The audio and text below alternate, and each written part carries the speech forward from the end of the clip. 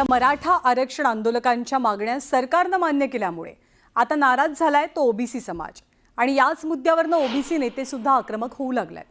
आज बारामतीतल्या ओबीसी एल्गार मोर्चाला पोलिसांनी परवानगी नाकारली, पण परवानगी जरी नाकारली गेली तरी ओबीसी एल्गार मोर्चा काढला गेला। या मोर्चाच्या दरम्यान लक्ष्मण हाकेंनी शरद पवारांवरती जोरदार टीकास्त्र बरसवलं। शरद पवारांनी मनोज जरांगेंना उभं केलं अशी टीका लक्ष्मण हाकेंनी केली आहे। मनोज जरांगे नावाच्या माणसाला उभं कुणी केलं? शरदचंद्रजी पवार।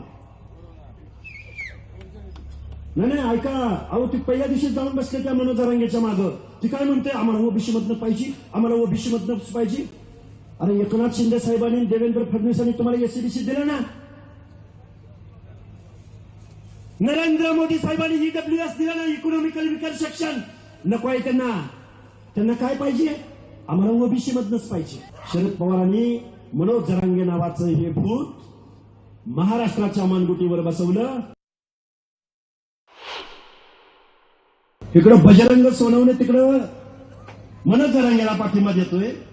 सुप्रिया सुळे, शरद पवार, रोहित पवार, अरे चौथे नापास येडपट माणसाला जाऊन पाठिंबा देतोय। अरे ओबीसीचं आरक्षण हे सामाजिक मागासांचं आरक्षण आहे। कुणी सांगितलं कुणी तुम्हाला की तुम्हाला पण हे आरक्षण आहे म्हणून?